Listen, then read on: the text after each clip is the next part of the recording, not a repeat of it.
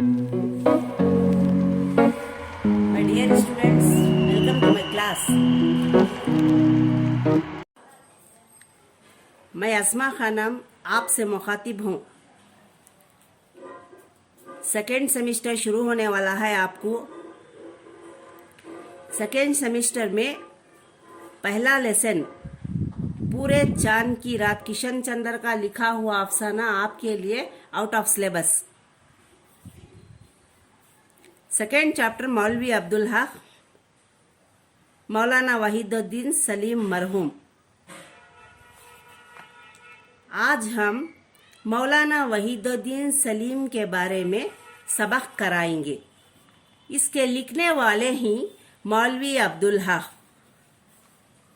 मौलाना सलीम के इंतकाल से उर्दू अदब की सफ में एक जगह खाली हो गई है, जिसका पुर करना आसान नहीं है। जामिया उस्मानिया ही को उनका जाननशीन मिलना मुश्किल नहीं, बल्कि अब इन जैसा अदीब सारे मुल्क में नजर नहीं आता। वो एक जामा हैसात के शख्स थे। अरबी फारसी के जयद आलिम थे, बेहतरीन आलिम थे। उर्दू जबान पर उनकी वसी नज़र थी। खास कर नए अल्फाज बनाने में उन्हें बड़ा मलका था। मलका के माने ही महारत। उनकी किताब वज़ा व इस्तिहालात इल्मिया एक हद तक उनकी वसत नजरी और हुजर की शाहिद है। यानी वसत नजरी और हुजर के माने ही मुकम्मिल तौर पर लिखना। वो एक आला दर्जे के निसार थे और शेर भी खूब कहते थे। शायरी उनके जोर तबीयत का नतीजा थी। मौलवी नज़ीर अहमद मरहूम की शायरी, लेकिन सलीम मरहूम उनसे सबकत ले गए थे। वो आगे बढ़ चुके थे। मौलाना मरहूम नज़ीर अहमद से आगे बढ़ चुके थे। उनके कलम और आवाज में बड़ा जोर था। उनके चेहरे से उनकी तबाही और जहानत मालूम होती थी। ये सब बातें मौलवी नज़ीर अहमद से मिलती जुलती थी। मौलाना वहीदुद्दीन सलीम ने उम्र भर या तो तालिब इल्मी के या इल्म अदब की खिदमत की। अलावा एक बुलंद पाया अदीब होने के वो आला दर्जे के अखबार नवीस भी थे। मुस्लिम गेजेट के पर्चे जिन साहिबों ने गौर से पढ़ते ही उन्हें मालूम है कि ऐसे ज़बरदस्त मज़ामीन मामलात वक्त पर किसी दूसरे अखबार नहीं निकल रही। अलीगढ़ इंस्टीट्यूट गेजेट को जब उन्होंने अपने हाथों में लिया तो उनकी काया पलट दी। या वो एक मुर्दा अखबार था, वो दफ्तन जिंदा हो गया। उनका रिसाला मारूफ उर्दू के इन चंद रिसालों में है जिन्होंने मुल्क में इल्मी ज़ौक़ पैदा करके ज़बान की हकीकी खिदमत की है। वो किसी रंग में हो थे, वो अदीब ही, सियासत का उन्हें कोई ज़ौक़ न था। अलबत्ता हिंदू मुस्लिम के इत्तेहाद के बड़ी हामी थे। इत्तेहाद का मतलब है मेल मिलाप। मौलाना बड़े जिंदा दिल और ज़रीफ़ुल तबा इंसान थे। ज़रीफ़ुल तबा के माने ही आला अखलाक।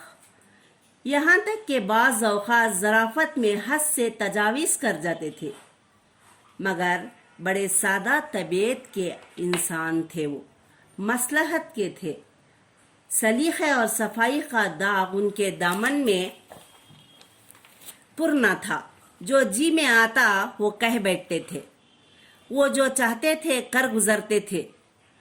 जहां किसी ने गलती की तो फौरन टोक देते थे।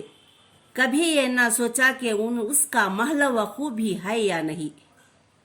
महल वक़ू का माना है इहाता। यही वजह है कि जो लोग उनकी तबीयत से वाकिफ न थे, उनकी बातों से अक्सर नाराज हो जाते। जिस तरह बावजूद जबरदस्त अखबार नवीस होने के सियासियात का ज़ौक़ न था, इसी तरह बावजूद जबरदस्त आलिम फाजिल होने के मजहब से बेगाना थे। ये ज़ौक़ी चीज़ है, उसे मजहब से कोई वास्ता नहीं। जिस तरह उन्हें तालिबुल इल्मी में मौलाना फजलुल हसन जैसे बेमिसाल उस्ताद अदीब मिले, इसी तरह उसके बाद सर सैयद मौलाना हाली जैसे आला ख्याल पेशवा भी नसीब हुए। उन बुजुर्गों ने उनके ख्यालात और अदब पर बहुत असर डाला, मगर वो उम्र भर तालिबुल इल्म ही रहे। मसलहत वक्त और ज़माना शनासी उनके नसीब में न थी, और जो कभी बदनसीबी से उन्होंने इस कूचे में कदम रखा तो पहले ही कदम में लर्जिश खाई। इस चीज़ के लिए कुछ तो फितरी मुनासिबत होनी चाहिए और कुछ सोहबत और तजुर्बा। इनमें से उनके पास कुछ भी ना था। उनके दोस्त बहुत ही कम थे, शायद 2-4 ही होंगे, मगर जिनके दोस्त थे वो दिल से थे, लेकिन साथ ही बहुत मुरज्जा और मरंजान थे। दिली दोस्त थे, किसी को हत्तुल मकदूर नाराज नहीं होने देते थे। वो खुद खुश होते और दूसरों को भी खुश रखना चाहते थे। बहुत बेतकल्लुफ थे और खूब बातें करते थे और खूब हंसाते और हंसते भी थे। इसमें शक नहीं कि जामिया उस्मानिया को मौलाना से बेहतर प्रोफेसर नहीं मिल सकता था। शायद कुदरत को ये मंजूर था कि जिस यूनिवर्सिटी के जरिए तालीम उर्दू है, वहाँ उर्दू का प्रोफेसर भी ऐसा होना चाहिए था, जो जिसकी शान और ज़रूरत के मुनासिब हो। उन्होंने इस जामा के तुलबा में जो इल्मी व अदबी ज़ौक़ पैदा किया, वो उन्हीं का काम था। ये बहुत ही एहसान है। तालीम का असल मंशा ज़ौक़ पैदा करना है और फिर अपना रास्ता खुद निकाल लेना है।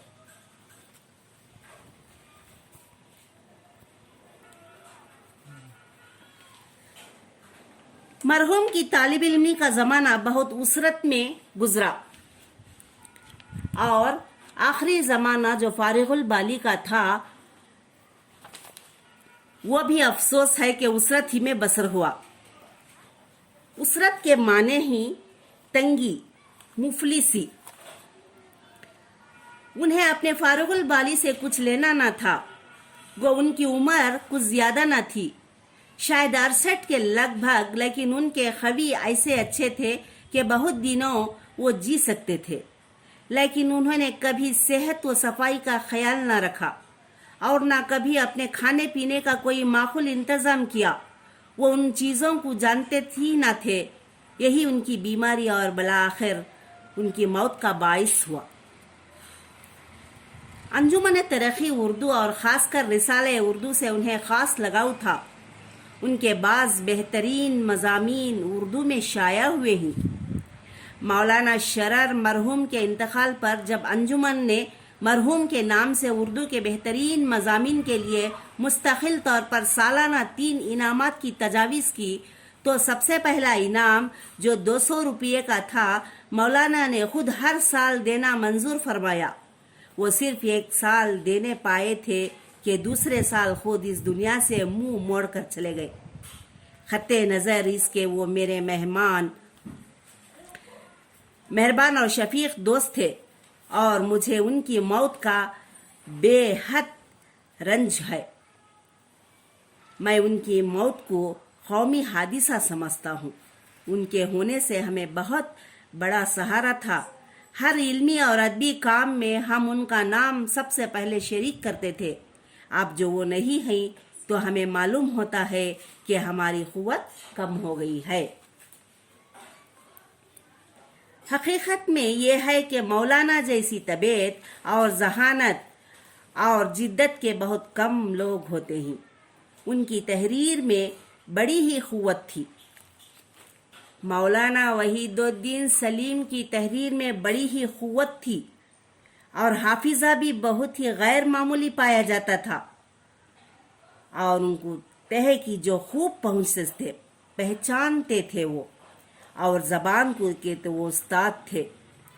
جدید تعلیم نہیں پائی تھی، مگر مغربی تعلیم کا جو منشا ہے اس سے ایسے واقف تھے کہ بہت کم جدید تعلیم یافتہ واقف ہوں گے۔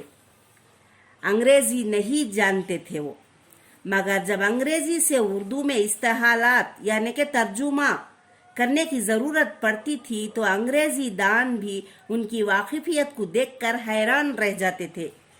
وہ الفاظ کے کنڈوں سے ان کی فطرت کو خوب سمجھتے تھے اور لفظوں کی تلاش میں یا نئے لفظوں کو بنانے میں کمال رکھتے تھے، اور لفظ ایسے موزوں اور جلد بناتے تھے کہ یہ معلوم ہوتا تھا کہ ان کے دماغ میں سانچے بنائے رکھے ہیں جن سے الفاظ ڈھلتے چلے آ رہے ہیں۔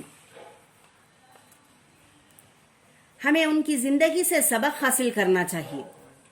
کس کی زندگی سے؟ مولانا وحید الدین سلیم کی زندگی سے سبق حاصل کرنا چاہیے۔ ہم میں سے کتنے ہیں جنہوں نے مرحوم کی طرح اپنی ساری عمر علم و ادب کی خدمت میں وقف کر دی اور اس راہ میں مخدوم یعنی کہ ہنسنا آسان ہے مگر خادم بننا بہت دشوار ہے۔ انہوں نے محض اپنی محنت اور قابلیت سے درجہ پایا۔ یہ غریب لڑکا جس کے پاس پڑھنے کو کتابیں اور پیٹ بھر کھانے کو روٹی نہ تھی، وہ اپنی ہمت اور شوق اور اپنے علم و فضل کے زور سے ایسا ہوا کہ آج اس کی موت پر ایک حقیقی طبقے کو رنج اور افسوس ہے، اور یہ معلوم ہوتا ہے کہ اردو علم و ادب کا ایک ستون گر گیا۔